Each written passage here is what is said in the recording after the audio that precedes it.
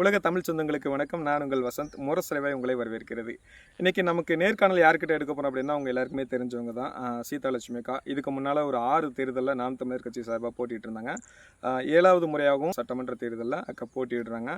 அவங்ககிட்டையும் அதுமாரி அவங்களுடைய கணவர் அண்ணன் செலின் அவர்கள்ட்டையும் தான் நம்ம சில விஷயங்கள் கேட்க போகிறோம். அதாவது இப்போது எல்லா கட்சிகளுமே வந்து கூட்டணி இந்த மாதிரியான விஷயங்கள் எல்லாம் நோக்கி போயிட்டு இருக்கிற இடத்துல நாம் தமிழர் கட்சி மட்டும்தான் என்ன பண்ணியிருக்காங்கன்னா, கிட்டத்தட்ட 150க்கும் மேற்பட்ட வேட்பாளர்கள் அறிவித்து அவங்க எல்லாருமே வந்து மக்களை சந்தித்து பேச ஆரம்பிச்சிட்டாங்க. அங்கே ஒரு கூட்டணி பேர் நடக்குது அப்படின்னா இங்கே நேரடியாக மக்களை போய் சந்தித்து பேசிகிட்டு இருக்காங்க.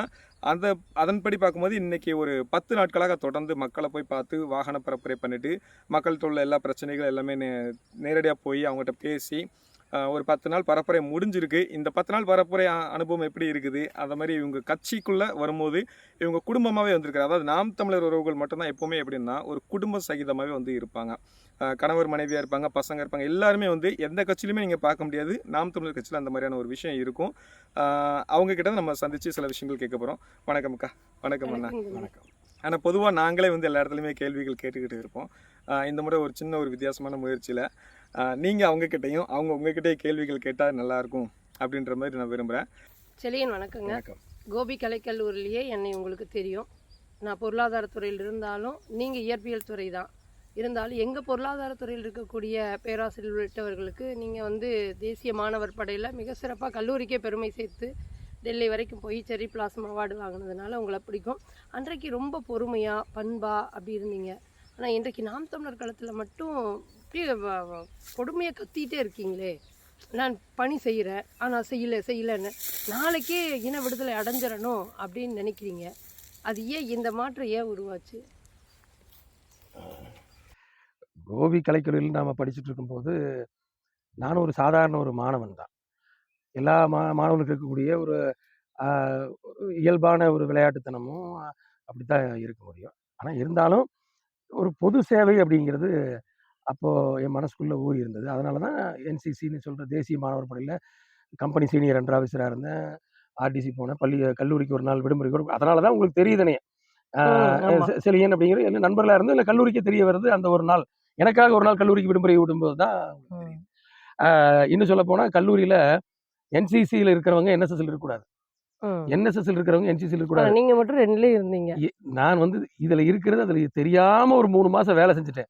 அதுக்கப்புறம் தான் நம்ம சோமசுந்தர ஐயாவுக்கும் அவர் என்எஸ்எஸ் அவர் வரதராஜன் ஐயாவுக்கு தெரிஞ்சு வச்சு 2லயும் இருக்கிறான் அப்படின்னு தான் வந்து ஏதோ ஒண்ணுல விடுபடணும் பார்த்தா 2லயும் நல்லா வேலை செஞ்சுக்கிறதுனால கடைசியில் அந்த விதிமுறையை எனக்காக மாத்திட்டு 2 பக்கம் வேலை செஞ்சேன். என்சிசியில் இருந்தேன், என்எஸ்எஸ்ல இருந்தேன் நாம. ஆனா அந்த பொதுவையா ஒரு வேலையை செய்யணும், பொதுவான வேலையை செய்யணுங்கிற உணர்வு எனக்குள்ள இருந்தது. அது காரணம் எங்க அப்பா கூட இருக்கலாம். அவருடைய அந்த சிந்தனைகள் இது வந்து ஒரு அரசியல் சிந்தனை கூட இருந்திருக்கலாம். ஆனா அரசியலா நாம ஈர்க்கப்படல அப்போ. ஆனா அப்போ வந்து கல்லூரிக்குள்ள தேர்தல் நடக்கும் இல்லைங்களா? அப்போ வந்து நமக்கு அரசியல் தெரியாது. இருந்தாலும் அப்போ வந்து மதிமுக பிரிஞ்சு வந்த காலம். வைகோ வந்து கருணாநிதிட்டு இருந்து பிரிஞ்சு வந்து மதிமுக தொடங்குறாரு. அதில் நம்ம கட்சியில இருந்த நம்ம கல்லூரியில் இருந்த நண்பர்கள் வந்து மதிமுக அவர் கூட அந்த நகர செயலாளரோட பழக்கம்ங்கிறதுனால நம்ம எல்லாருமே மதிமுக நாங்க போக வேண்டியதை போயிட்டு வைகோவெல்லாம் கூப்பிட்டு வந்து கூட நம்ம நிகழ்ச்சி நடத்தணும். கோபி கலைக்கல்லூரியில் அவர் வந்து பேசினாரு. அந்த நிகழ்ச்சியில நாம தான் ஏற்பாடு பண்றோம். நம்ம பாபு தான் யூனியன் சேர்மனா இருந்தான். நாம தான் உருவாக்குறோம். ஏன்னா நான் என்சிசியில் இருந்த தேர்தலில் போட்டிடக்கூடாது அப்படி ஒரு விதிமுறை இருந்ததுனால பாபு வந்து யூனியன் சேர்மனா நாம தான் உருவாக்குறோம். அப்போ ஒரு தேர்தல் அரசியல் நமக்குள்ள வந்துருச்சு. ஏன்னா அங்க நாம வந்து சேலஞ்சிங் குரூப்ஸ், எதிரணி வந்து ரிவெஞ்ச் குரூப்ஸ், நாம வந்து எம்டிஎம்கே சார்பில் நிக்கிறோம், அவங்களுக்கு ஏடிஎம்கே. அப்போ செங்கோட்டையன் வந்துட்டார்ல, அவர் அவங்களை ஊக்கப்படுத்துறாரு. இங்க இருக்கிற நாம உருவாக்கி வைக்கிற ரெப்ரஸன்டேட்டிவ் எல்லாம் கடத்திட்டு போவாங்க. அப்படி எல்லாம் ஒரு வாழ்க்கை வாழணும். ஆனா இருந்தாலும் அந்த வாழ்க்கையில நாம கற்றுக்கொண்டது தேர்தல் அரசியல. ஒரு அரசியல்னா இரண்டு முனைகள் இருக்கும், போட்டிகள் இருக்கும் அப்படின்னு நாம கற்றுக்கொண்டோம். இருந்தாலும் கல்லூரி வாழ்க்கை முடிஞ்ச உடனே மேல படிக்கணும், சம்பாதிக்கணும், வாழ்க்கையை அமைச்சுக்கணும். ஒரு சாதாரண ஒரு குடும்ப வாழ்க்கையை தான் நாமளும் எதிர்பார்த்தோம். நானும் அது அப்படித்தான் நான் போறேன் நான். ஆனால் அது கூட வந்து நான் தொழில் தொடங்கினேன். அப்பவே கல்லூரியில் படிக்கும் போதே தொழில் ஒரு பக்கம் நடந்துட்டு இருந்தது. என்னுடைய கல்லூரி வாழ்க்கை, கல்லூரி படிப்பு நடந்துட்டு இருந்தது. அதன் பிறகு எல்லாரும் நான் எம்சிஏ தேர்ந்தெடுத்தேன். அதுக்கப்புறம் சிஐடியில் படிக்க போயிட்டேன். நீங்க இப்போ பாரதியார் யூனிவர்சிட்டியில எம்ஏ சேர்றீங்க. அப்போ கூட ஒரு தடவை பேருந்துல சந்திச்சோன்னு நினைக்கிறேன். அப்போ அங்க வந்து நாம வந்து ஏன் வந்து கேம்பஸ் இன்டர்வியூல செலக்ட் ஆகிறோம். ஜென்சார் சாஃப்ட்னு ஒரு கம்பெனியில் செலக்ட் ஆகுறேன், பூனேல. ஆனால் நான் செலக்ட் ஆனாலும் அந்த வேலைக்கு நான் போகல. ஒருவேளை அந்த வேலைக்கு நான் போயிருந்தேன்னா இப்போ என்னுடைய நண்பர்கள் எல்லாமே எங்கெங்கேயோ இருக்கிறாங்க இல்லையா, லண்டன் இருக்கிறாங்க, எங்கெங்கேயோ இருக்கிறாங்க, எத்தனையோ கோடிகளில் சம்பாதிக்கிறவங்க இருக்கிறாங்க.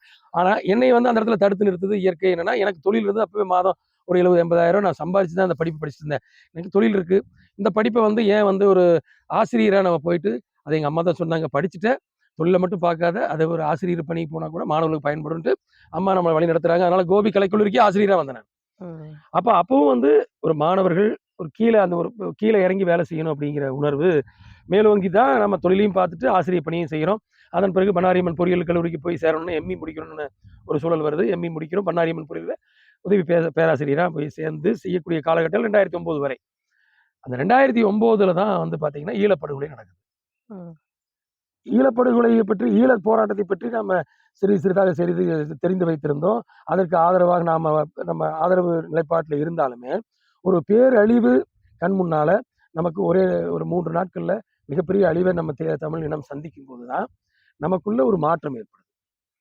இந்த தமிழகத்துல நம்முடைய தாய்மொழியை பேசுகின்ற தொப்புள்குடி உறவுகள் இப்படி செத்து விழும்போது தமிழகத்துல ஒரு எழுச்சி ஏற்படல. தமிழகத்தினுடைய அரசியல் தலைவர்கள் என்ன பண்றாங்க அப்படிங்கிற ஒரு பார்வை, ஒரு நமக்குள்ள ஒரு பஸ்ட்ன்னு சொல்லுவோம் இல்லையா, அது ஏற்படுது. அப்போ நம்ம மேல அடி விழும்போது தான் நமக்கு உணர்வே வருது, அது நம்ம சொந்தங்கள் மீதான, நம்ம மீதான. அப்போ அந்த இடத்துலதான் நமக்குள்ள உறங்கி கொண்டிருக்கிற ஒரு ஆன்மா வெடிக்குது. அப்போ அதுவரை பார்த்து ஒரு விளையாட்டுத்தனமான ஒரு பணம் சம்பாதிக்கிற ஒருவனாகவும், சாதாரண மற்றவர்களை போல கல்யாணம் பண்ணிக்கிறோம், குழந்தைய பெற்றுக்கிறோம், வாழ்றோம், அவங்கள படிக்க வைக்கிறோம், அப்படி இருந்த என்னுடைய வாழ்க்கை ஒரு பெரிய ஒரு மாற்றத்தை சந்திக்குது. ஏன்னா நீங்க உங்களுக்குள்ள அந்த மாற்றத்தை ஏற்படுத்திக்க வாய்ப்பு. ஏன்னா அதுக்கப்புறம் தான் நம்ம திருமணம் பண்ணிக்கிறோம்.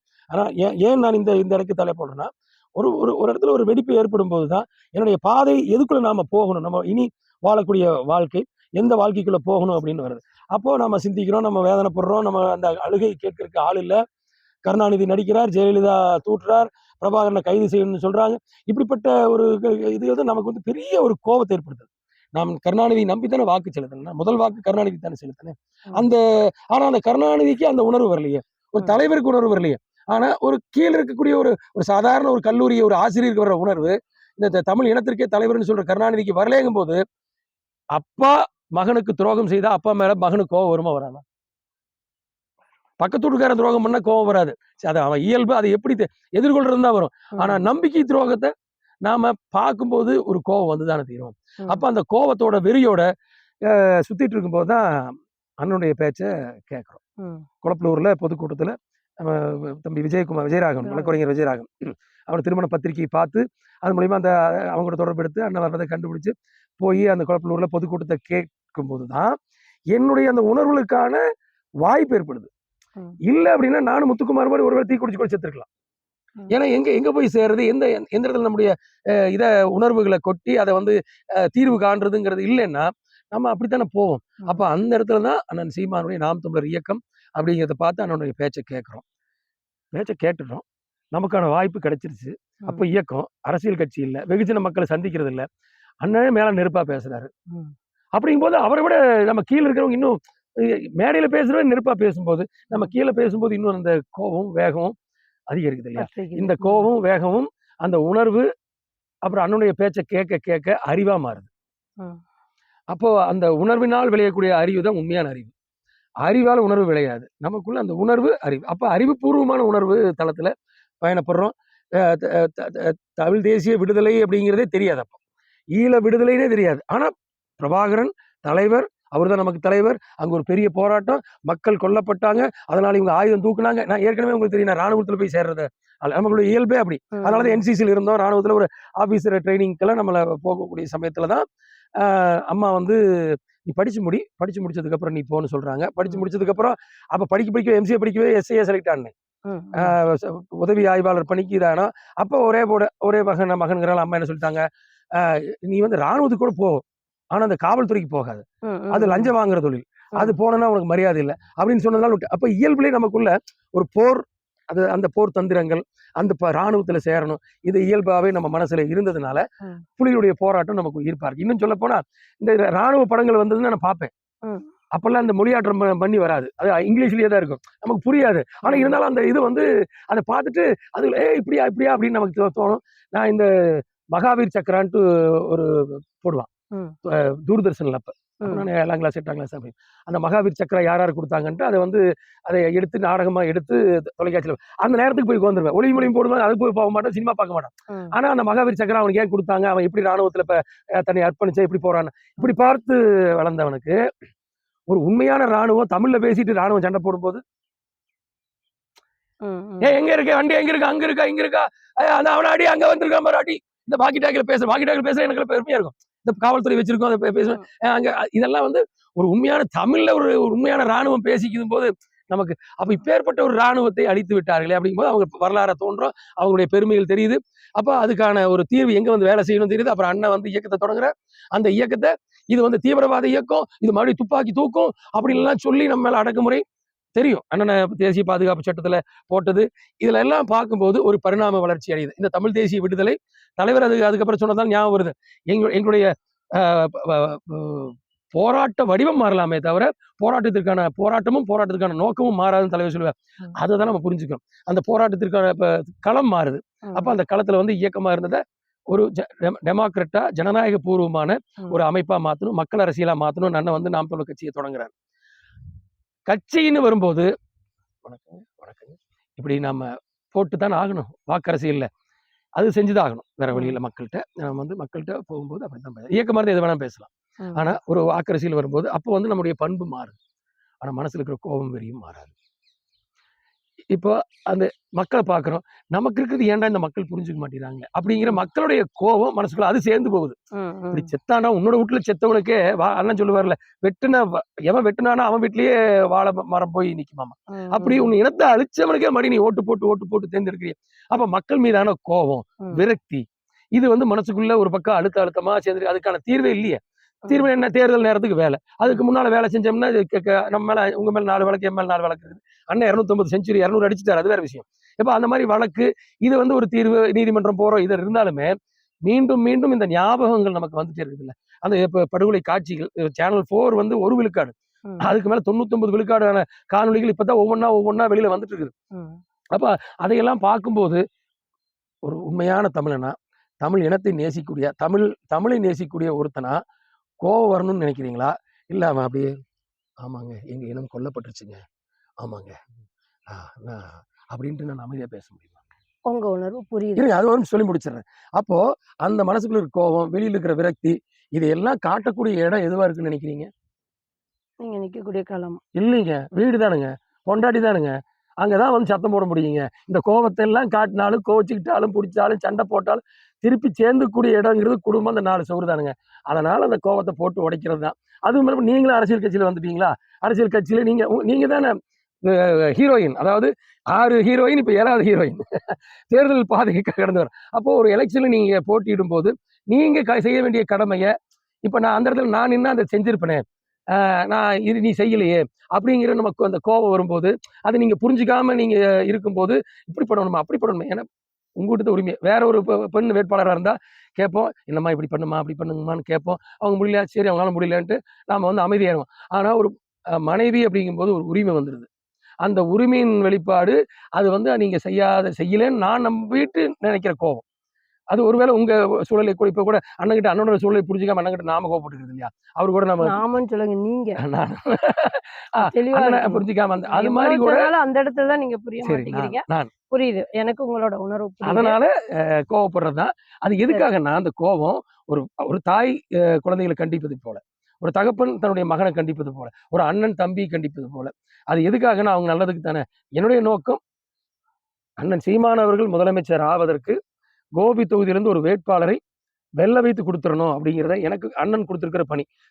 திரும்ப சொல்லுவார் அண்ணன், போய் சீதாலட்சுமி வெற்றிக்கு பாடுபடும். அவர் சொன்ன அந்த அந்த ஒரு வார்த்தைக்காக களத்துல வேலை செய்யறோம். அதுதான் என்னுடைய இந்த இடத்துல நீங்க இல்லைனாலும் அண்ணனுக்காக கொடுத்துருக்காங்க, நான் வேலை செய்வேன் இல்லைன்னு சொல்லுவேன். இன்னும் கொஞ்சம் உரிமை அதிகமாயிருது, இன்னும் உங்ககிட்ட கடுமையான வேலையை வாங்கலாம். அப்ப நீங்க வந்து 100 கிலோ சுமப்பீங்கன்னா நீங்க 1000 கிலோ சுமப்பீங்க அப்படிங்கிற நம்பிக்கை ஏற்படுத்த 1000 கிலோ சுமப்பீங்கன்னு சொல்லும் போதுதான் நீங்க 100 கிலோவுக்கு தயாராவீங்க. அதனால ஏற்படக்கூடிய விளைவு தான். புரிஞ்சிருப்பீங்க. உங்களுடைய உணர்வை நான் புரிஞ்சுக்கிறேன். நானு என்னை விட வாசித்தல் அப்படிங்கிறதுல உங்களுக்கு அதிகம் நூல்கள் வாசிக்கிறதாகட்டும், இன்றைக்கு வரக்கூடிய செய்திகளை கேட்டு உள்வாங்கியதாகட்டும், ஏற்கனவே அவங்களோட அப்பா வந்து திருக்குறளை அதிகம் படிக்க வச்சிருக்காரு. படிக்கிறதுன்னா சும்மா மனனம் செய்து ஒப்பிக்கணும் அப்படின்னு அப்பா சொல்லல. அந்த திருக்குறள படிச்சு அதன்படி நடக்கணும் அப்படிங்கிற உணர்வு உங்களுக்கு இருக்கு. அப்போ வந்து இப்ப இருக்கக்கூடிய காலத்துல, அ அந்த கோபத்த அப்படியே வெளிக்காட்டி, எ உடனே வந்து வேலைகள் சிறப்பா நடந்து வெற்றி அடைஞ்சிட முடியுமா? இல்ல "கடைக்கொர்க்க செய்த கதாண்மை இடைக்கொர்க்கின் எற்றா வழுமம் தரும்" அப்படிங்கிற குறள் உங்களுக்கு தெரியும். நீங்க தான் எனக்கு அதிகமா சொல்லியிருக்கீங்க. அதேபோல "நகையும் உவகையும் கொள்ளும் சினத்தின் பகையும் உளவோ பிற" இதுவும் வள்ளுவன் சொன்னது. இன்னொன்னு சொல்லிடுறேன். நிலத்திறந்தான் கைப்பிழையாற்றல் இருக்குமே. சினத்தை "சினத்தை பொருளெனக் கொண்டவன் பொருளென்று கேடு கொண்டவன் கெடு நிலத்தரைந்தான் கைப்பிழையாதற்று. செல்லிடத்து காப்பான் சினங்காப்பான்." வெகுளாமைங்கிற அதிகாரத்திலே முழுமையா இத சொல்றாரு. நமக்கு வந்து வள்ளுவமே எல்லாத்துக்கும் தெரியும். சீமான் நினைச்சு இப்படி எல்லாத்துட்டயும் கோவப்பட்டா, அவர் கோவப்பட்டு தான் இருக்க முடியும். ஆனா, அவர் வந்து அ எவ்வளவு பொறுமையா ஏன்னா சரி, நீங்க அவருக்கு கோவப்படக்கூடாதுன்னு சொல்றீங்க. கடைசியா அது சொல்லியிருக்கேன். கோவப்படாதீங்க. கோவப்படாம வேலைய சொல்லுங்க. சரி, கோபப்பட்டோம் நீங்க அப்படின்னா, சரி நான் உண்மைய சொல்லுங்க. மனசாட்சி விட்டு சொல்லுங்க. நீங்க இந்த 10 நாள் பிரச்சாரத்துக்கு காலையில 8 மணிக்கு வண்டி ஏறுவீங்க. நைட் 10 மணிக்கு தான் வீடு வந்து சேருவீங்க. ம், நீங்க எங்க போறீங்க, அங்க இருந்து வரீங்க, உங்க கூட இருந்தவங்கள நான் தெரிஞ்சுட்டேன். ம். இந்த 10 நாள் எங்கேயாவது நான் கோவப்பட்டேனா உங்ககிட்ட? இந்த 10 நாள் கோவப்படல. அதுக்கப்புறம் 2 நாள் ஆயிருச்சுல்ல. அ, இப்ப ஏன் கோவப்படலைன்னா, இந்த வேலைய நான் நெனச்ச மாரி நீங்க பண்ணி முடிச்சுட்டீங்க. ம். அதனால உங்க மேல இன்னொன்னு கோவம் இல்ல. இன்னொன்னு அதனால புரிஞ்சுக்கோங்க. நான் நெனச்ச மாரி நீங்க வேலைய செஞ்சுட்டீங்கன்னா, உங்க மேல கோவமே வராது. இன்னும் அதே இடத்துல நான் ம். வந்து இந்த இடத்துல இந்த களத்தையும் பார்க்கணும். சரி, அண்ணனுடைய சூழல் என்னன்னு சரி பார்க்கணும். விளக்கம் ஆனா, வேண்டாங்க. நான் ஒண்ணே ஒண்ணு கோவப்படலைங்க இனிமேலு கேட்கிறேன். விடுங்க. சரி அத விட்டு நான் மறுபடியும் கேட்கிறேன். ஆனா, கோவப்படலைங்க. இனி மீண்டும் வந்து என்னன்னா, இந்த களம் வெற்றிக்காக தான் நம்ம களத்துல வேலை செய்யணும். இப்ப ஆமா. எல்லாரும் வருவாங்கன்னு நம்ம நினைக்க முடியுமா? ஏன்னா, ஏங்க திராவிட கட்சி என்னால ஒரு வந்துங்க நிமிடம், ஒரு நிமிடம் செங்கோட்டையன் மாரி இருங்க. நடிக்க முடியலைங்க. ஒரு நிமிடம் இருங்க. புரியுதுங்களா? செங்கோட்டையன் மாரி நடிக்க முடியாதுங்க. மக்கள ஏமாத்துறதுக்கு வணக்கம் போட்டு யார் பார்த்தாலும் அவர் போடுறாலே இப்படி போட்டு வணக்கம் போட்டு போவார். ஒரு நிமிடம் ஆனா இருங்க. மக்களுக்கு ஒண்ணும் பண்ண நான் மாட்டாரு. அப்படி என்னால பேசும்போது நடிக்க நில்லுங்க. முடியாதுங்க. ஒரு நிமிஷம். மக்கள் தப்பு பண்ணாலும் சுட்டிக்காட்டி தான் ஆகணுங்க. ஒரு நிமிடம் இருங்க. ம். வந்து என்னன்னா, நம்ம வந்து களத்துல வெல்லணும் அப்படின்னு வேலை செய்யும்போது, பொறுமைங்கிற ஒண்ணு வேணும். நம்ம வந்து நம்மள போலவே எல்லாரும் இருப்பாங்கன்னு நெனச்சா, சீமான் அண்ணன் வந்து கட்சி தொடங்குன இயக்கமா இருந்த காலத்திலேயே வென்றிருப்பாரு. ஆனா, எவ்வளவு பாதைகள் கடக்காரு. அப்ப அவரோட இடத்துல இருந்து நீங்க சிலது யோசிக்கணும். அதே போல இப்ப நான் நிக்கிறேன் அப்படின்னா, நான் நினைச்ச மாரி எல்லாரும் வர முடியுமா? இப்ப என் கூட வந்தாங்க. 10, 12 பேர் வந்தாங்கன்னா, அவங்களால வந்து வெயிலே அந்த கடுமையான 4, 5 நாட்கள் வெயில தாங்க முடியல. தொடர்ச்சி ஓட முடியல. அப்ப நீங்க என்ன பண்ணணும் அப்படின்னா, இந்த சூழலையும் புரிந்து கொண்டு, மக்கள சந்திக்க சொல்றோம், நம்ம ஓடுறோம். அதுபோல எல்லாரும் வரலைனாலும் கோவப்படாம, வேலைகள இன்னும் கொஞ்சம் எளிமையாக்கி, அவங்களையும் சேர்த்து தான் ஓடணும். நீங்க தான் சொல்லிக்கிறீங்க, இந்தியா சுதந்திரம் அடைவதற்கு அத்தன மக்களும் போராடல. 10 விழுக்காடு மக்கள் தான் போராடுனாங்க. அந்த இடத்துல வந்து அந்த 10 விழுக்காடு மக்களும் இவங்க செய்யல கத்திட்டு இருக்கல. அவங்களோட லட்சியத்த எடுத்துட்டு ஓடுனோம். அதுக்கப்புறம் வந்து அதனுடைய பயன் வந்து எல்லாருக்கும் கிடைக்குது. அதுபோல தான் சீமான் அண்ணன் தனக்கு கொடுக்கப்பட்ட தலைவருடைய லட்சியத்த எடுத்துட்டு ஓடுறார். அப்போ அந்த நாம இந்த குறிப்பிட்ட நபர்களாவது அவருக்கு மிகப்பெரிய ஒரு வலிமை சேர்க்க இருக்கணும். ஏன்னா துரோகங்கள் இன்னும் நடந்துட்டு தான் வருது. தீரன் சின்னமலை காலத்துல மட்டும் இல்ல, அதுக்கு பிறகு மட்டும் இல்ல. இப்பவும் நாம் தமிழர்ல நடந்துட்டு இருக்கு. தொடர்ச்சியா இருக்காங்க. பார்த்தீங்க அப்டின்னா, அவங்கள நம்மளும் நம்புவோம். ஆனா அப்படியே மாறுறாங்க. இது எப்படி இந்த நீங்க எப்படி பார்க்குறீங்க? இது எப்படி மாற முடியுது? இப்ப நமக்கெல்லாம் அப்படிப்பட்ட உணர்வே இல்ல. "எண்ணித் துணிக கருமம் துணிந்த பின் எண்ணுவோம் என்பது இழுக்குங்கிற வள்ளுவன் சொன்னத வச்சு தான் முதலும் கடைசியுமான கட்சி நாம் தமிழர். அதுவும் இன்னும் என்கிட்ட சத்தியம் வேற பண்ணிட்டீங்க. கல்யாணம் பண்ணும்போது. என்ன சூழல் வந்தாலும் நானே உனக்கு எதிரானாலும், நீ நாம் தமிழர்ல தான் உறுதியா இருக்கணும் அப்படின்னு சொல்லிட்டீங்க. ஏன் இப்போ இருக்கக்கூடியவங்க சரி பழைய ஆட்கள விட்டுருங்க. திராவிட கட்சிகள விட்டுருங்க. நாம் தமிழர்ன்னு வரும்போதே அந்த அரசியல் புரிதல ஏற்படுத்திட்டு தானே வர்றாங்க. வந்ததுக்கு பிறகு வந்து அண்ணனுடைய பணி அ 1000 விழுக்காடுன்னு நம்ம அதுல ஒரு 2 விழுக்காடு கூட பண்றதில்ல. எந்நேரம் சிந்திக்கிறார். இன்னும் சொல்லப்போனா ஒரு குறைந்தது ஒரு மனிதனுக்கு 6 மணி நேரமாவது உறக்கம் வேணும். ஆனா அவர் அதக்கூட உறங்குறதில்ல. ஓடிட்டு இருக்கார். அப்படி இருக்கும் பொழுது வருபவர்கள அண்ணன் வந்து அரவணைச்சு அவங்களுக்கான அடையாளம், உலக அரங்குல வரைக்கும் கொண்டு போய் சேர்த்துறார். சாதாரணமா இருக்கிறவங்கள கூட. அப்படி இருக்கும் பொழுது, ஏன் மீண்டும் அவர்கள் இந்த இந்த துரோகம்னு தான் நான் சொல்லுவேன். நிக்கணும். முடிஞ்சா வேலை செய்யலாம். இல்லையா அமைதியா இருக்கணும். வெளியேறது, அண்ணனுக்கு எதிராவே பேசுறது, ஆ இருக்கிறது. அண்ணன் வந்து எதார்த்தமா பேசுறார். அண்ணன் மனசுல எதுவுமே வந்து இது இல்ல. உறவா நேசிக்கிறாரு. இதே மற்ற அரசியல் போல ஒரு குடும்பம்னு ஒரு இத வச்சுட்டு அப்படி கிடையாது. அவர் வாழ்வியலே நாம் தமிழர் அப்படின்னு போயிட்டுருக்கையில, ஏன் அப்படிப்பட்ட ஒரு நிலைக்கு போறாங்க? அதாவது நாம் தமிழர்ன்னு வந்த பிறகு எப்படி அவர்களால் போக முடியுது? அதுல உங்களுடைய பார்வை என்ன? முதல்ல வந்து நீங்க கோவப்படக்கூடாதுன்னு சொன்னீங்க. அத நான் வந்து ஒரு பெண்ணா நீங்க சொல்றத ஏற்றுக்கொள்றேன். ம். நான் உண்மையா அத வந்து முடிந்தவரை என்னுடைய சினத்த குறைச்சுக்கிறதுக்கு முயற்சி பண்றேன். பொறுமையாவும் இருக்கறக்கு முயற்சி பண்றேன். எனக்கு அறிவுறுத்தியதுக்கு ரொம்ப நன்றி.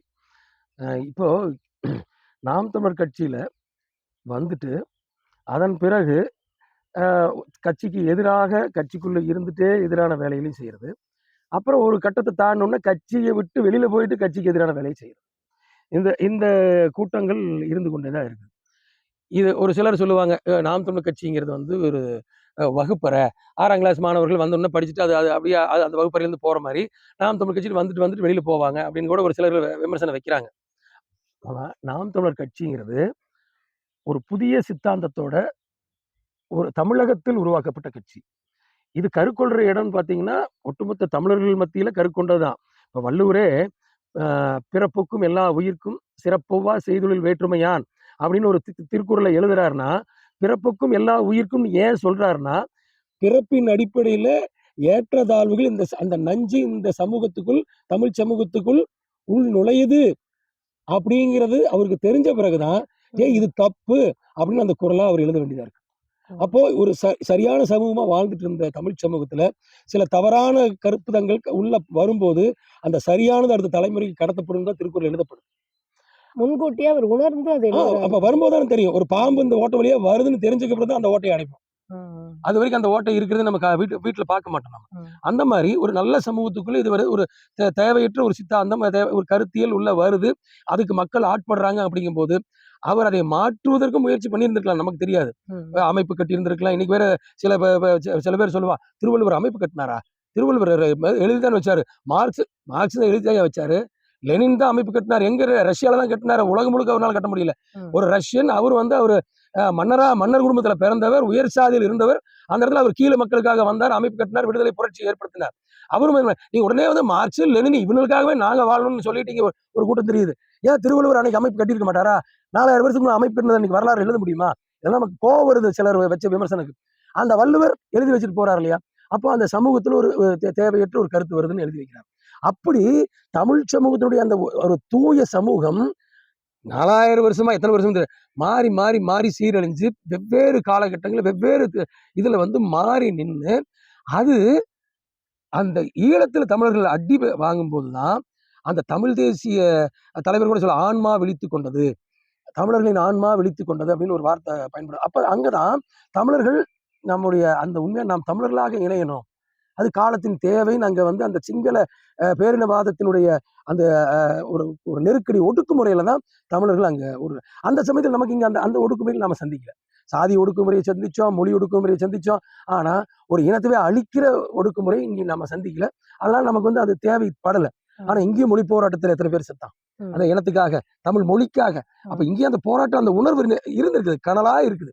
ஆனா அங்க பெரும் நெருப்பா மாறிடுச்சு. அந்த போராட்டம் நடைபெற்றது. அந்த ஈழ விடுதலை, ஈழத்துல தனிநாடு உருவாகணும், உண்மையான தமிழ் எல்லாருமே நினைச்சிருந்தானே. பொது வாக்கெடுப்பு நடத்தணும். உலகத்தை எங்கெங்கயோ கொசாவாங்கிறீங்க, அங்கேங்கிறீங்க, அங்கங்கேயோ நாடு நடத்துறீங்க. ஏன் இங்கிலாந்தே 2ஆ பிரியறதுக்கான பொது வாக்கெடுப்பு நடத்தினாங்க இல்லையா? அயர்லாந்து விடுதலை பொது வாக்கெடுப்பு. நான் இதை உலக தலைவர்கள் எல்லாம் கேட்கிறேன், ஐநா மண்டலத்தில் சட்டம் இருக்குதா இல்லையா? ஒரு தேசிய இனம் தனக்கான அங்கீகரிக்கப்பட்ட ஒரு நாட்டை அடைவதற்கான சட்டம் இருக்குதா இல்லையா? ஆனா அது தமிழினத்துக்கு முறையாக ஒத்து வர மாட்டேங்குது. இது ஒரு கேள்வி, இது ஒரு தனியாவே நம்ம போகணும். அப்போ அந்த ஈழத்தில் நடந்த அந்த போராட்டத்துல ஒரு 3 லட்சம் பேர் ஒட்டுக்கா சாகும் போதுதான் அங்க வந்து மீண்டும் அந்த தமிழ் தேசிய விடுதலை என்ற, அது எதுக்காக? தமிழர்களுக்கான விடுதலைன்ட்டு இல்ல, ஒரு நல்ல சமூகத்தை படைக்கணுங்கிறதுக்கான அந்த முன்னோர்கள் கற்பிதங்களை எல்லாத்துக்கும் அரசு வேணும் இல்லையா? அந்த அரசு நிறுவனங்கிறது தமிழ் தேசிய விடுதலை. அது மீண்டும் தமிழ்நாட்டுக்குள்ள யார் கை கடத்தப்படுது? அண்ணன் சீமான் அண்ணன் கை கடத்தப்படுது. அதனால நாம் தமிழர் இயக்கமா அது இங்க கருக்கொள்ளுது. ஆயுத போராட்டம் இங்க வெகுஜன மக்கள் இயக்க அறிவாயுத போராட்டமா மாறுது. அது ஓட்டரசியலா மாறுது. வாக்கரசியலுக்குள்ள நீங்க வரும்போது பதவி, பணம், பொறுப்பு, புகழ், இந்த நோக்கம் மனிதனுக்கு இயல்பாவே ஏறிக்குது மண்டையில. சரிங்களா? அப்போ இப்பேற்பட்ட ஒரு ஒரு உன்னதமான நோக்கத்துக்காக அண்ணன் சீமான் அவர்களுக்கு கடத்தப்பட்ட அந்த பொறுப்பு எல்லாத்தையும் உள்ள இருக்கிறதுல அண்ணன் மேடைக்கு மேடை சொல்லுவாங்க, எப்படிப்பா உங்க ஆளு ஒரு மேடையில பேசுனது அந்த மேடையில பேச மாட்டேங்கிறாரு அப்படின்னா, அவ்வளவு விஷயம் இருக்குது இல்லையா? அவ்வளவு விஷயத்தையும் ஒரே மேடையில பேச முடியாது இல்லையா? அதனால அண்ணன் எல்லாத்தையும் புட்டு புட்டு பிரிச்சு பிரிச்சு வைக்க வைக்க அது எல்லா மேடையிலும் வெவ்வேறு விஷயமா போகுது. இப்போ ஒரு காணொலி ஒருத்தர் பாக்குறாரு, அதுல அவருக்கு பிடிச்சிருக்குது, அவருக்கு பிடிச்ச ஒரு கருத்து இருக்குது, அந்த கருத்துக்காக கட்சிக்குள்ள வந்துடுறாரு. ஆனா அண்ணன் ஏற்கனவே சொன்ன பல கருத்துக்கள் அவருக்கு தெரியாது. அப்போ அவர் விருப்பப்பட்டது நடக்கும்னு கட்சிக்குள்ள வர்றாரு. ம், ம், அவர் விருப்பத்துக்கு தான் கட்சி இயங்கணும்னு நினைக்கிறாரு கடைசியில. ம், ம். நான் இத்தனை நாள் வேலை செஞ்சுட்டேன், நான் இப்படி பண்ணிட்டேன் அப்படி பண்ணிட்டேன், ஆனா கட்சி எனக்காக இல்ல, பொருளாதாரத்தை இழந்துட்டேன். இழந்துட்டேன், இதுவரைக்கும் எல்லா அதை செலவு பண்ணிட்டேன், நான் செஞ்சேன். மேடையில் ஏறி பேசிட்டேன், புகழ் பெற்றுட்டேன், எல்லாம் பண்ணிட்டேன். ஆனா அவங்க புகழ் பெற்றிருப்பாங்க, ஆனா சொல்லிக்கிறது நான் கட்சிக்காக உழைச்சேன்ட்டு ம், சிலர். சரியா? அதுக்காக ஆனா அவங்க எந்த மேடையில எந்த ஏணியில ஏறினாலும் ஏணி வெட்டி உதைக்கிற கதை தான். ம், அப்போ உள்ள வர்றவங்க தன்னுடைய விருப்பத்துக்கு தகுந்த மாதிரி கட்சி நகரும்னு நினைக்கிறாங்க. ம். ஆனா கட்சி இன்னும் மொத்த தமிழ் தேசிய விடுதலைங்கிற சித்தாந்தத்தை தலைவர் கடத்தின கொண்டு வந்து இந்த ஒரு ஒரு சின்ன விஷயத்துக்காக கட்சி இயங்க முடியுமா? ம், புரியுது. அண்ணன் சொல்லிட்டாரு, அதிகாரம் வலிமையானது, அதை அடைந்து விட்டால் அனைத்தும் எளிமையானது. ம். அதிகாரத்துக்கு வந்ததுக்கு அப்புறம் தானே செயல்படுத்த முடியும். அதுக்கு முன்னால எப்படி செயல்படுத்த முடியும்? அப்ப நம்ம அதிகாரத்தை நோக்கி ஓடிக்கொண்டிருக்கிறோம். ஆனா இதையெல்லாம் செய்ய போறோம். அதிகாரத்துக்கு வந்த பிறகு தானே செய்ய முடியும். ஆனா இப்பவே நடக்கணும் அப்படிங்கிற எண்ணத்துல, இப்பவே அதுக்கான பலன் கிடைக்கணும் எண்ணத்துல இருக்கிறவங்க முடிஞ்ச வரைக்கும் தன்னுடைய இதை வந்து எப்படியாவது இந்த லாபத்தை அடைஞ்சிட்டு போகணும் பாக்குறாங்க. இப்போ பொறுப்பு ஒரு பொறுப்பு. இப்ப நான் 2010 உள்ள வரும்போது உங்களுக்கு தெரியும், ஈரோடு மாவட்ட ஒருங்கிணைப்பாளர் இல்லைங்களா? ம். இப்போ நமக்கு அண்ணன் அந்த அந்த அந்த பொறுப்பை வந்து குறைச்சிட்டே தான் வர்றாரு. கட்சி வளர வளர அன்னைக்கு இருந்த 4 பேர்ல நீங்க 3 பேர் இல்ல, யாருன்னு உங்களுக்கு தெரியும். இப்போ அந்த கட்சி வளர வளர அந்த அதிகாரத்தை பிரிச்சு கொடுக்கணும் இல்லையா? அதான் நீங்க கேட்குறீங்க, அதிகாரத்தை பிரிச்சு கொடுன்னு. இந்திய அதிகாரம் ஒற்றை தலைமையா இருக்குது, மாநிலங்களுக்கு அதிகாரம். அது மாதிரி கட்சி வளர வளர அதிகார பகிர்வுங்கிறது தேவைப்படுது. அது வந்து அதுதான் இயல்பு. அப்போ அந்த அந்த அண்ணன் வந்து ஒவ்வொரு பொறுப்பாளர்கள் அவங்களுக்கான தகுதிக்கு பொறுப்புகளை பிரிச்சு கொடுக்கும்போது அந்த பொறுப்பில் நின்று நம்ம என்ன வேலை செய்யணும்? அதை அந்த இடத்துக்கு வந்துடணும். அண்ணன் என்ன சொல்றாரு, உன்னால முடியல, அவனுடைய வாக்குச்சாவடியில் வேலை செய்யும். இவன் என்ன நினைச்சுக்கிறாங்கன்னா, இந்த பொறுப்பில் நான் இருக்கிறேன், எல்லாரும் நான் சொல்றதை கேட்கணும். அப்படி இல்லை. வெற்றிங்கிறது எங்க இருக்கு? வாக்ககத்துல. ம், அந்த வாக்ககத்துல நான் முதல்ல வெற்றி உறுதி செய்யணும் இல்லையா? ம். அந்த வாக்ககத்துல போய் நம்ம வேலை செஞ்சு அந்த நிரூபிச்சுட்டு அடுத்த வாக்ககத்துக்கு வரலாம். அப்ப அப்படி இல்லாம வந்த உடனே நான் எடுத்த உடனே ஹீரோவா தான் நடிப்பேன், அதுக்கப்புறம் நேரா முதலமைச்சர் தான் அப்படின்னு இந்த கட்சியில முடியாது. இதை புரிந்து கொண்டவர்கள் தொடர்ச்சியா நிக்கிறாங்க. புரிந்து கொண்டு என்னுடைய வேலை இது, வெற்றி என்ன, எந்த நோக்கத்துக்கு இந்த கட்சி தொடங்கப்பட்டது, தலைவருடைய நோக்கம் என்ன, அண்ணன் சீமான நோக்கம் என்ன, அதை முழுமையா ரத்தத்துல ஊறி இருக்கணும், ரத்தத்துல சேர்த்து இருக்கணும். மண்டை மூளை எல்லாம் அதா இருக்கிறவன் அண்ணன் போய் இந்த டிச்ச வழினாலும் வலிச்சிருவான். ம். ஏப்பா நீங்க இடத்துல செத்துத்தான் ஆகணும்னாலும் சாக தயாரா இருக்கிறோம். தலைவருடைய கட்டளைக்கு கட்டளைக்கு தலைமைக்கு கட்டுப்பட்டு நடக்கிற ஒரு பண்பு வேணும் இல்லையா? ம், முரண்பாடுகளை தலைமை கூட பேசிக்கிறது, தீர்வு காண்றது அது வேற. ஆனா ஒரு கட்டளைன்னு வந்துட்டா நாம் அது கீழ்ப்படிய வேண்டிய பொறுப்பும் கடமையும் இருக்குது. அப்படி இருந்தா மட்டும்தான் இந்த கட்சி வந்து வெற்றி அடையும். இப்ப அந்த ஒருத்தன் இப்படி பண்றான் அப்படிங்கிறதுக்காக அண்ணன் பொறுப்பு மொத்தத்தையும் விட்டு போட்டு அவனை போய் கால் விழுந்து கெஞ்சிட்டு இருக்க முடியுமா? முடியாது. ஒரு அம்மா சொல்றாங்க, கட்சி தான் அவங்களுக்கு எம்பி தேர்தலில் அண்ணன் தான் தேர்வு செய்து எடுத்துறாரு. இந்த கட்சியுடைய மேடைகளை பேசி பேசிதான் வளர்றாங்க. வளர்ந்த பிறகு அண்ணனை பற்றி தெரியாம அண்ணனுடைய அந்த தேசிய தலைவர் பிறந்த நாள்ல சென்ற ஆண்டு அண்ணனை முன்னால வச்சுக்கிட்டு மேடையில் ஏறி 10 நிமிடம் பிரபாகரன் தலைவரை சந்தித்ததற்கே அண்ணனுக்கு இப்படின்ட்டு ஒருத்தர் பேசுறாங்கன்னா, உண்மையான வரலாற்று எல்லாத்தையும் தெரிஞ்சுட்டு உட்கார்ந்துட்டு இருக்கிற நமக்கே கோவம் வரும்போது அண்ணனுக்கு எத்தனை கோவம் வரும்? அங்க போய் களத்துல போய் பார்த்துட்டு வந்தது அண்ணனுடைய மனசு எவ்வளவு வலிச்சிருக்கும். அண்ணன் கோவம் வராது. கூட கோவப்படலையே. கோவப்படல, வலிச்சிருக்கும் இல்லையா? இப்படி புரியாம இந்த பொண்ணு பேசுதே அப்படின்ட்டு. அப்ப நான் முடிவு பண்ணேன், இந்த பொண்ணு கட்சிக்கு தகுதியான பொண்ணு இல்லைன்னு நான் அங்க உட்கார்ந்துட்டு கேட்டு முடிவு பண்ணேன். அப்படி சொல்ல முடியாது. இதுல பாத்தீங்க அப்படின்னா இந்த இடத்துல வந்து நேரடியா அவங்களே வந்து எல்லாம் முடிவெடுக்கிற மாதிரி இருந்தா கண்டிப்பா புரிஞ்சு நடந்திருப்பாங்க. அந்த சூழல் வேற. இன்னொரு நெருக்கடி வரும்போது அந்த பெண்ணுக்கான அங்க உரிமை கொடுக்கப்படலைன்னு நான் பாக்குறேன். அவங்க மீண்டும் புரிதலோட உதாரணத்துக்காக அவங்க சொன்னேன் நானு. ம். இது வெளியில தெரிஞ்சிருச்சு. இது வெளியில தெரியாம நிறைய இருக்கிறதுனாலதான் அது கட்சிக்கு ஒரு இடையூறா மாறுது. ஆனா அந்த தடைகளை வெளியிலிருந்து போடுறவன் வீசுற கல்லையும் படிக்கலாம் அண்ணன் மாத்திக்கிறாரு, உள்ளிருந்து வீசுற கல்லையும் அண்ணன் படிக்கிட்ட மாத்திட்டு ஓடிட்டே தான் இருக்கிறாரு. அதனால நம்மை போன்றவர்கள் இன்னும் எங்கெங்கயோ எவரோ மூலையில வேலை செஞ்சுட்டு இருக்கிறாங்க. அது வந்து உறுதியா இது காலத்தின் தேவை. இது தமிழினத்திற்கு மட்டும் இல்ல, கன்னட மக்களுக்கும் தேவை, தெலுங்கு மக்களுக்கும் தேவை, உலகத்தில் இருக்கிற அனைத்து தேசிய மக்களுக்கு. ஒவ்வொரு மனிதனுக்கும் அவன் தாய்மொழி மேல பற்று இருக்குமா இல்லையா? உன்னுடைய தாய்மொழி இந்த வளர்ந்து வரக்கூடிய முதலாளித்துவத்தினுடைய லாப வேட்டை முதலாளித்துவத்துல உன் தாய்மொழி அழிக்கப்படுகிறதா இல்லையா? அப்படி உணர்ந்தீங்கன்னா உனக்கு துணை நிற்கக்கூடிய ஒரு அரசு இந்த உலகத்தில் இருக்குதா? ஒரே அரசு அமைய போகுது. அந்த அரசு எதுவா இருக்குன்னா தமிழ் தேசிய அரசா தான் இருக்கும். உன் தாய்மொழியை அழிக்கப்படுது, எனக்கு உதவுங்கன்னா தமிழ் தேசிய அரசு தான் போய் உதவும். ஆனா உலகத்தில் எந்த தேசிய அரசும் எந்த பொது உடைமை நாடுகளும் ஈழ விடுதலை போராட்டத்தை அங்கீகரிக்கவே இல்லை. இன்னும் கொல்றதுக்கு துணை போச்சு, ராணுவ உதவி பண்ணுச்சு, இல்ல வேடிக்கை பார்த்துச்சு. அப்போ தமிழ் தேசிய விடுதலை அடைய வைப்பது ஒவ்வொரு தமிழரின் கடமை. அதனால வந்து இதெல்லாம் ஒரு பொருட்டாவே நம்ம அதை உணர்ந்தவங்க அண்ணனோட லட்சியத்தோட பயணிப்பாங்க. அண்ணன் வந்து அதை எதிர்பார்த்து இல்ல, தன்னோட காலை நம்பி ஓடுறாரு. அது புரியுது. 1000 பேர் வந்து சொல்வதை அண்ணன் கவனத்துல எடுத்துட்டு 1000 பேர் சொல்றதையும் அண்ணன் சீமான் அவர்கள் செயல்படுத்த முடியாது. ஆனா ஒருவர் அண்ணன் சொல்வதை 1000 பேர் செயல்படுத்தினா வெற்றி எளிதா கிடைக்கும். சரி நாம் ஒரு குடும்ப வாழ்க்கையில் நமக்குள்ள நம்பிக்கை எது இருந்தாலுமே அரசியல் அப்படின்னு வரும்போது ஒரு தனிப்பட்ட ஒரு சுய விருப்பு வெறுப்புன்னு வரும்போது யார் வேணாலும் இன்னைக்கு இருக்கிற காலகட்டத்தில் மாறுறதுக்கான வாய்ப்பு இருக்குது. இப்போ நீங்கள் வந்து தொடர்ச்சியாக களத்தில் நிற்கிறீங்க. இன்னும் சொல்ல போனால் தமிழ்நாட்டில் உங்களைப் போல வேற எந்த கட்சியிலையும் சொல்லலாம், நான் எனக்கு தெரியாது. குறிப்பாக நாம் தமிழர் கட்சியில் 7 முறை 7 தேர்தலை சந்தித்த ஒரு பெண் யாரும் இல்லை. 2016லேருந்து தொடர்ச்சியாக இன்னைக்கு வரைக்கும் 2025 நடந்த ஈரோடு கிழக்கு இடைத்தேர்தல் உட்பட நீங்கள் 6 தேர்தலை சந்திச்சு இன்னைக்கு 7வது தேர்தல் 2026ல் கோபி தொகுதியில் போட்டிடுறீங்க. தொடர்ச்சியாக அண்ணா வந்து உங்களை நம்பி வந்து வேட்பாளராக முதல்ல அறிவிச்சிடறாரு. யார் அறிவிக்கிறாரோ இல்லையா, அப்புறம் முதல்ல இது கோபி தொகுதி அப்படின்ட்டு அறிவிச்சிடறாரு. திருப்பி நாடாளுமன்றமும் உங்களை அறிவிச்சிடறாரு. அந்த அளவுக்கு உங்களுக்கு உங்க மேல நம்பிக்கை வச்சிருக்கிறாரு. எனக்கு ஒரு ஐயம், எல்லாத்துக்கும் மேல வர்ற ஐயத்தை உங்ககிட்டயும் நான் கேட்டுறேன். நீங்க வந்து 2026ல உறுதியா நம்ம நாம் தமிழர் கட்சி வென்றோம். அந்த சமயத்துல நம்மளோட உழைப்புக்கு நல்ல விலை கிடைக்கும். ஏன் உங்க உங்க தூரத்து உறவினர் தான் செங்கோட்டையன். இது வரைக்கும் அவரை எதிர்த்து அரசியல் பண்ணியிருக்கிறீங்க. இது வரைக்கும் இந்த இடத்துல வந்து நின்னாச்சு. ஜெயிக்கிற நேரத்தில் நாம போனோம்னா தான் நமக்கு வந்து இன்னும் நம்முடைய விலை அதிகமாகும். நீங்க வந்து நாம் தமிழர் கட்சிக்கு ஒரு துரோகத்தை பண்ணிட்டு உங்க சொந்தக்காரர் செங்கோட்டையன் அப்படிங்கிற அடிப்படையில நீங்க விலை போக மாட்டீங்க அப்படிங்கிறதுக்கு என்ன உத்தரவாதம் தெரிஞ்சுக்கலாமா? நீங்கள் தாராளமாக தெரிஞ்சுக்கலாம். தெரிஞ்சுக்க வேண்டிய தேவையும் இருக்குது. இப்போ எப்படின்னா திராவிட கட்சிகளில் இருந்தால் இது நடக்கும். அது உங்களுக்கு தெரியும். அமைச்சராக இருந்த அன்றைக்கி முத்துசாமி ஒரு களத்தில் இருந்தாங்க, வெற்றி பெற்றாங்க, மறுபடியும் வந்து திமுகவுக்கு போனாங்க.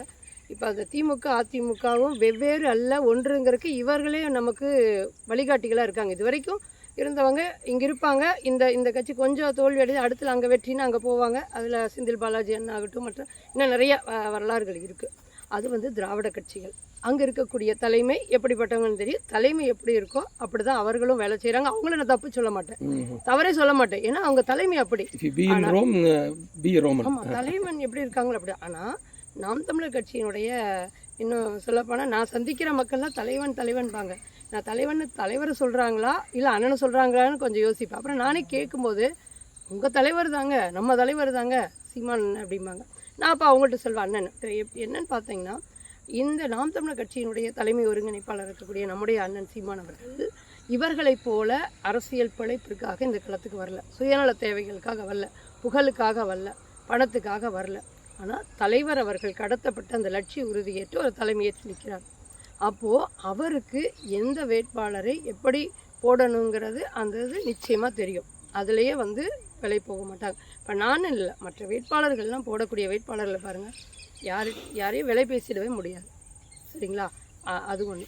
இன்னொன்று, நான் 2016 நிற்கும்போது நான் கொஞ்சம் மதிக்கக்கூடிய ஒருவராக அரசியல் களத்தில் இருந்தாங்கன்னா ஒரு பெண்ணாக அம்மையார் ஜெயலலிதா அவர்கள். அப்போது வந்து அந்த அம்மாப்பேட்டையிலேருந்து உள்ளே வரக்கூடிய இடத்துல பூனாச்சிங்கிற இடத்துல ஒரு சாராய கடை இருக்கும். அந்த சாராய கடையில் இன்னும் அந்த பேருந்து நிறுத்தம் தான். அங்கே பேசும்போது பயங்கரமான கூட்டம். யாருமே ஏன்னா அப்போ தான் அரசியல் களத்துக்கு வர்றோம், முதல் வாகனத்தில் ஏறி பேசுகிறோம், ஒரு சாதாரண அரசியல் தெரிஞ்சு பேசலை, பயங்கரமான கூட்டம். இந்த செய்தி வந்து அவங்களுக்கு போகுது. அங்கே இருக்கக்கூடிய அந்த மளிகை கடை வச்சுருந்தவங்க அதிமுக. அந்த பொண்ணு வந்த உடனே நேராக நான் அதிமுக தான் இருந்தாலும் உங்களை வாழ்த்துறேன், உங்களோட பேச்சு அருமைன்னு. அதே போல் அந்த சாராயம் குடிச்சிட்டு இருக்கிற கூட்டம் எல்லாமே வந்து சிறப்புங்கிறாங்க. ஏன்னா நம்ம பேசக்கூடிய கருத்தியல் அவர்களுக்கு அது பிடிச்சிருக்கு. அப்போ அந்த இடத்துலையே வந்து அங்கே இருக்கக்கூடிய கிருஷ்ணராஜனா மற்றவங்களுக்கு தெரியுது, இந்த பொண்ணு ஒரு மக்களிடையே ஒரு தாக்கத்தை ஏற்படுத்தக்கூடிய இடத்துல இருக்காங்க. அப்போது இவர்கள் எப்படியாவது நம்ம பகுதி நம்மளோட கட்சி கொண்டு வந்துட முடியுமா அப்படிங்கிறதுக்கான முயற்சி பண்ணுறாங்க. அது அதிமுக இருக்காங்க. அதை ஒரு முறையாவது வந்து அம்மையாரை வந்து சந்திச்சுட்டு வாங்க, நீங்கள் உங்கள் கட்சியில் இருங்க, ஆனால் உங்களை வந்து சிறப்பாக சொன்னாங்க ஒரு பெண்ணாங்கிறதுக்கு செய்தி போயிருக்கு உளவுத்துறை மூலமாக. அப்படிங்கும்போது அப்படியே மகிழ்ச்சிங்க, எனக்கு பெருமை தான். ஆனால் என்னோடய களம் இது, காலம் தேவை என்றால் வந்து சந்திக்க வைக்கும் அப்படிங்கிற அந்த. ஏன்னா அவங்க ஒரு இடத்துலேருந்து வாழ்த்தும் போது அந்த வாழ்த்துக்களை நம்ம வாழ்த்துக்களை ஏற்றுக்கிறோம். ஆனால் வந்து இப்போ இந்த காலத்தில் அப்படியே பயணிக்கிறோம். ஏன்னா எனக்கு அப்போ பெரிய அரசியல் மற்ற திராவிட கட்சிகள் போல சுயநலம் அப்படியெல்லாம் அண்ணன் கொடுக்குறாரு, அந்த வேலையை செய்கிறோம் அப்படின்ட்டு வராங்க.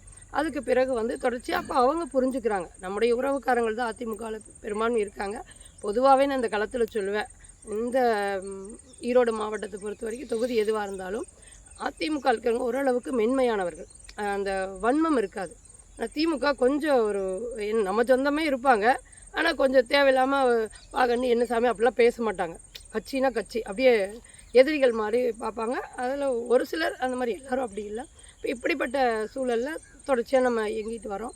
அதுக்கு பிறகு வந்து இந்த பொண்ணு ஒருபோதும் விலை போக மாட்டாங்கன்னு புரிதல் அவங்களுக்கு வந்துடுது.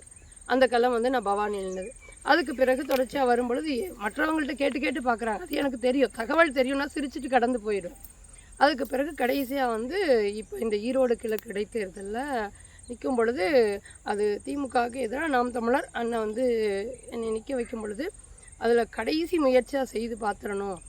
அது தனிச்சு புலிக்கொடி ஏந்திட்டு போகும்போது அவங்களுக்கு வந்து அது ஊடகங்கள் காட்டிடுறாங்க.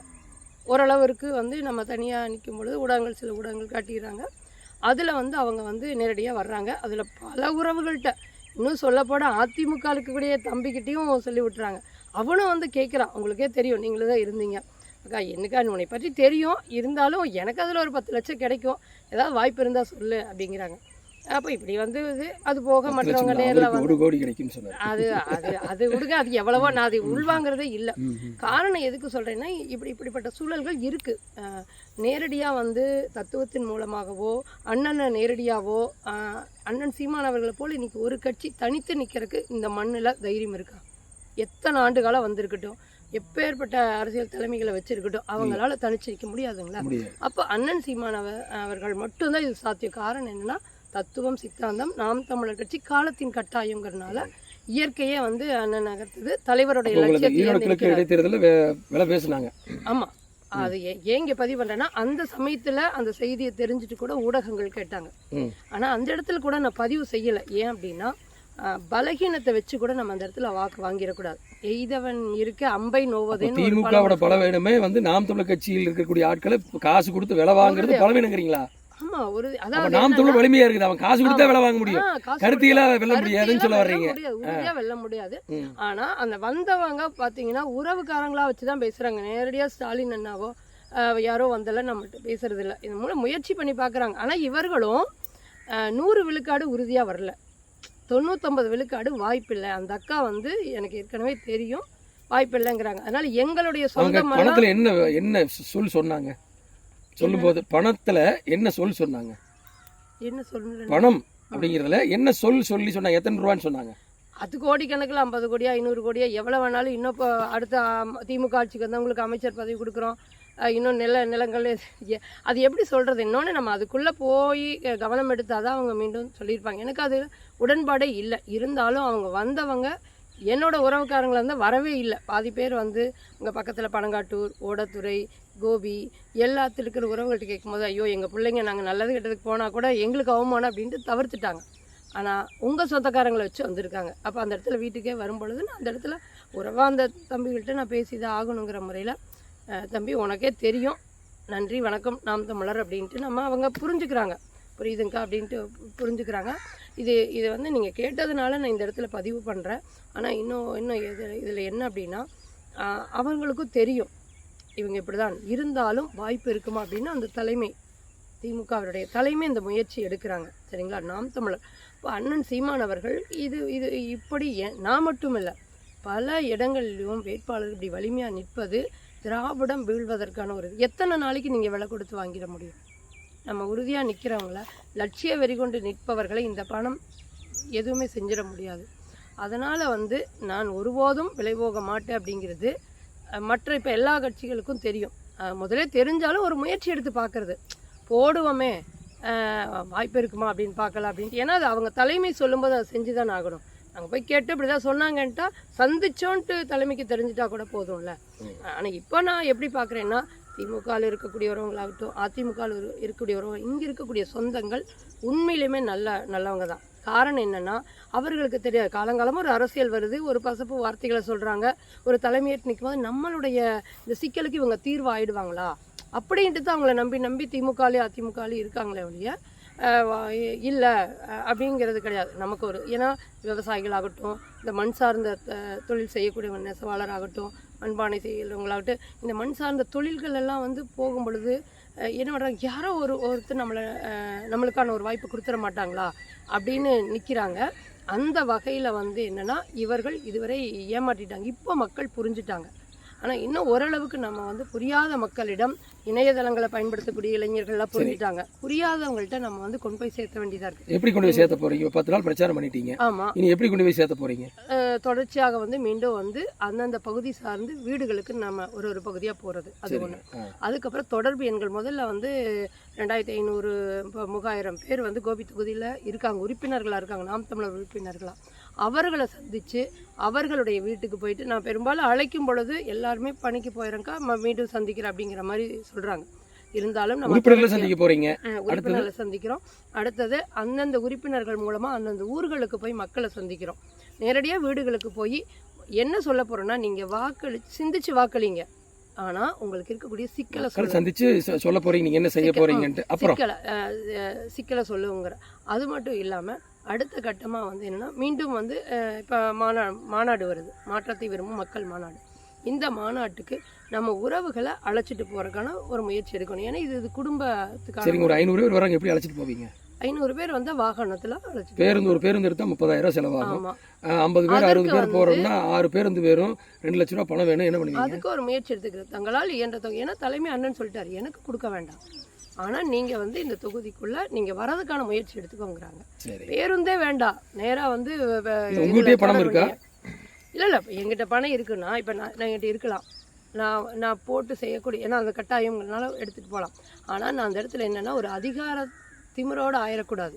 அந்த பணத்தை வந்து இல்லை போடணுங்கிற இடத்துக்கு தான் போகணும். இது வரைக்கும் இந்த திராவிட கட்சிகள் என்னென்னா, பணம் இருக்கு, நான் தானே போட்டேன், நீ எனக்கு அடிமைங்கிற மாதிரி சூழலை உருவாக்கிட்டாங்க. ஆனால் பணம் கண்டிப்பாக போக வேண்டிய சூழல் வந்து நான் அதுக்கான ஏற்பாடு பண்ணிடுவேன். ஏன்னா இங்கே வந்து வரைக்கும் உறுப்பினர்கிட்ட வாங்க போறீங்க, நன்கொடை வாங்கி தான் நன்கொடை வாங்கி ஒவ்வொருத்தரும் கொடுக்குறாங்க. இப்போவே ஒரு 20,000 ரூபாய் வந்து சேர்ந்துருக்கு. நான் என்ன சொல்லிட்டேன்னா, தொகுதிக்கான செலவுகளுக்கோ மற்ற செலவுகளுக்கோ, ஒரு நிமிடம் இருங்க, செலவுகளுக்கோ இல்லை, ஆனால் இது வந்து மாநாட்டுக்காக உங்களால் முடிஞ்ச அளவுக்கு அந்தந்த மாதத்தில் ஒரு சேமிப்பு கொடுங்கங்கிற இது போயிட்டுருக்கு. இப்படித்தான் இல்லையோ, ஒருபோதும் நான் விலை போக மாட்டேன் அப்படிங்கிறது நீங்கள் நம்புறீங்களோ இல்லையோ, இன்றைக்கி இருக்கக்கூடிய திமுக, அதிமுக, பிஜேபி, காங்கிரஸ், என்னென்ன கட்சிகள் இருக்குதோ, தம்பி விஜயுடைய கட்சி எல்லாத்துக்கும் தெரியும். இவங்க இப்படி தான் நிற்பாங்க, சலிக்காமல் உழைப்பாங்க, உண்மையாக இருப்பாங்க, நேர்மையாக இருப்பாங்க, நம்மளை எந்த வகையிலையும் குறை சொல்ல மாட்டாங்க. அவங்க அந்த ஓட்டிங் பேட்டர்ன் எப்படி இருக்குன்னு நினைக்கிறீங்க? கோபி தொகுதிக்குள்ள நீங்கள் வந்து கொங்கு வேளாளர் சமூகம் தானே? நான் வந்து என்னுடைய சமூகத்தை நான் சொல்கிறதே இல்லை. அண்ணன் சமூகத்தில் இருக்கிறவங்க உங்களுக்கு ஓட்டு போடுவாங்களா? என்ன சொல்றது, சாதியை பார்த்து போடாதீங்க, நான் சாதிப்பனான்னு பார்த்து போடுங்க அப்படின்னு தான் வந்து நான் நினைக்கிறேன். கோபி தொகுதியை பொறுத்த வரைக்கும் இன்னைக்கு வந்து திமுக அதிமுக வேட்பாளர் சாதி பார்த்தா, நான் சொல்லி முடிச்சிடுறேங்க, சாதி பார்த்தா நிறுத்துது. அப்படிங்கும் போது நீங்க கொங்கு வேளாளர் கவுண்டர் சமூகம், அண்ணன் நாடார் சமூகம்னு சொல்றாங்க. நாடார் சமூகம் தான் இன்னைக்கு வரைக்கும் அதிமுக செங்கோட்டையில ஜெயிக்க வச்சு நாடார் சமூகம் தான். இனி வந்து நாடார் சமூகத்து 65,000 வாக்கு மீண்டும் விஜய்கிட்ட போய் நின்ன செங்கோட்டையன் அவர்களுக்கு விழுமா?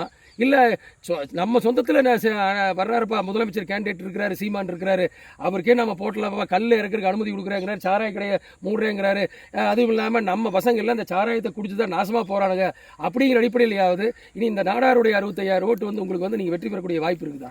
இல்லை, நான் இது எப்படி பார்க்குறேன் அப்படின்னாங்க, நான் இந்த சாதியோட அடையாளமோ, அண்ணன் வந்து சாதியோட அடையாளமாவோ இங்கே இல்லை.